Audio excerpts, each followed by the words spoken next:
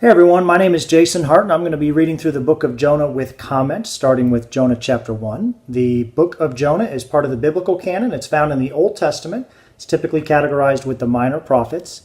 The title of the book, Jonah, is also the name of the main character in the book. And Jonah is mentioned two other times in Scripture. Jesus Christ actually mentions Jonah. Jesus borrows a part of Jonah's story to make a prediction about his burial and subsequent resurrection. And 2 Kings mentions Jonah when it talks about Jonah prophesying during the reign of Jeroboam II, which means that Jonah would have been prophesying during the time of the divided kingdom of Israel and prophesying roughly 760 BC. The genre of Jonah is debated. I'm not going to get into that here, but regardless, it is a beautiful story. It's a masterpiece of literature, and I'm really looking forward to reading through it together with you. Starting now in Jonah, and I'm going to be reading the CSB and the ESV both.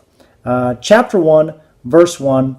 The word of the Lord came to Jonah, son of Amittai. Get up, go to the great city of Nineveh, and preach against it, because their evil has come up before me. Their evil has come to God's attention. It's as if their evil is so bad that it can no longer escape God's notice, and he has to do something. He has to act.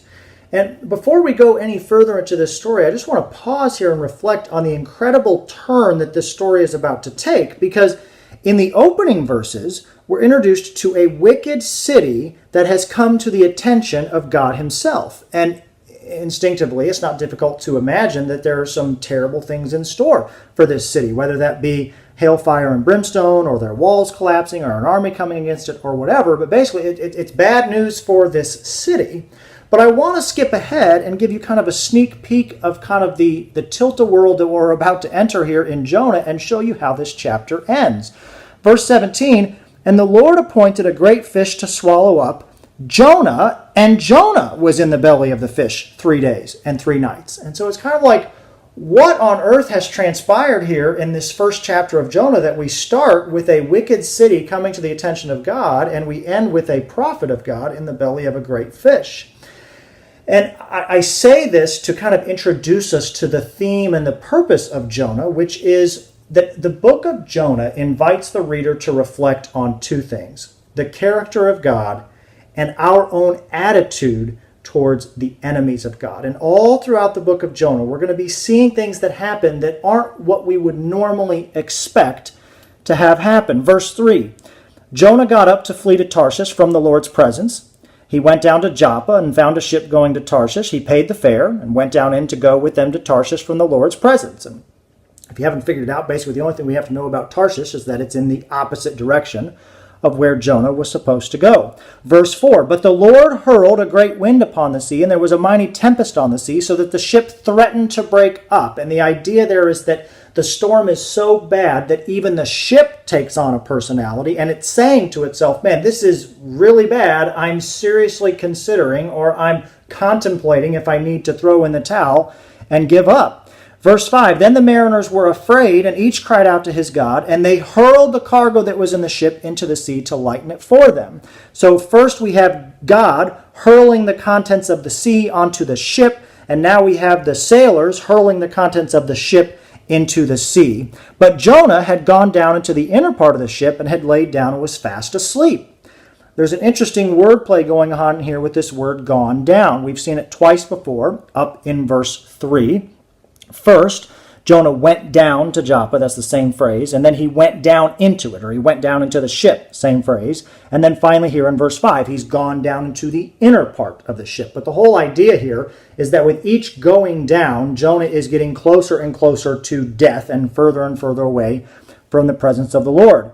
So the captain came and said to him, what do you mean, you sleeper? Or how could you sleep at a time like this? Arise, call out to your God. Perhaps the God will give a thought to us that we may not perish. And it's a great question. How could you sleep at a time like this? I mean, granted, Jonah is not an expert sailor, but you would think if things are as bad as it's being described, that he might come out on deck and say, hey, look, guys, I know I'm not an expert or anything, but is there anything I could do to, help out during this incredibly tumultuous time? Verse 7, and they said to one another, come, let us cast lots that we may know on whose account this evil has come upon us. So they cast lots, or they threw the dice, they drew straws, and the lot fell on Jonah. Verse 8, then they said to him, tell us on whose account this evil has come upon us. What is your occupation? Where do you come from? What is your country? And of what people are you? And he said to them, now this is going to be the first time in this narrative that Jonah speaks.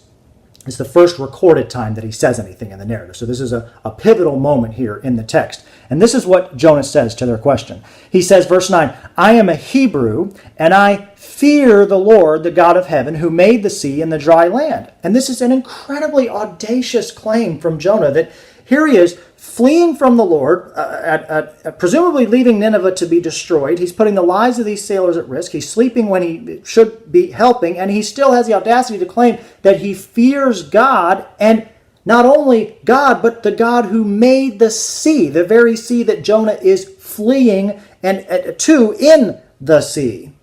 And I want to emphatically state at this point that Jonah is not the hero of this story. It starts bad for Jonah, it's going to end bad for Jonah, and it is bad for Jonah through and through throughout the entire story. He is not presented as a good character. Jonah is presented as whiny. He's presented as selfish, self-righteous, arrogant, prideful. Jonah, he's cruel even at times. Jonah is not the character that we should be seeking to follow in this story. So because of this audacious claim here from Jonah, we can understand the sailors' response in verse 10. Then the men were seized by a great fear and said to him, what is this you've done? Like, what are you thinking? The men knew he was fleeing from the Lord's presence because he had told them. So they said to him, verse 11, what should we do to you that the sea will calm down for us? For the sea was getting worse and worse. Verse 12, he answered them, pick me up and throw me into the sea so that it will be calm for you, for I know that I'm to blame for this great storm that is against you. Yeah, no kidding. Nevertheless, verse 13, the men rowed hard to get back to dry land, but they couldn't because the sea was raging against them more and more.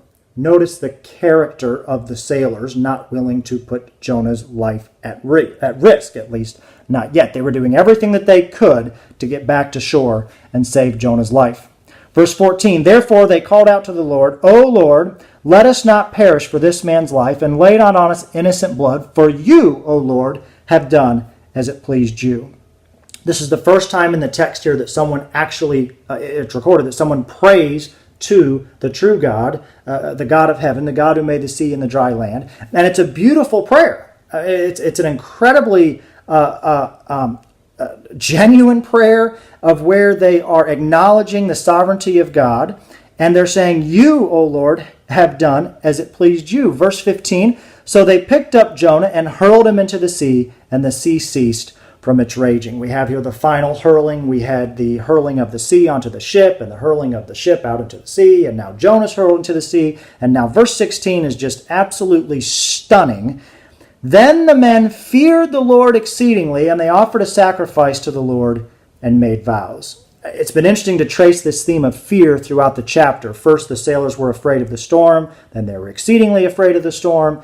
Then we're told about Jonah's supposed fear of the Lord. And now we have the sailors' genuine fear of the Lord. In fact, they're actually worshiping him. They're offering sacrifices and making vows. And again, at the risk of repeating myself, I just want to stop and just think about what it is that we have happening before us in this text.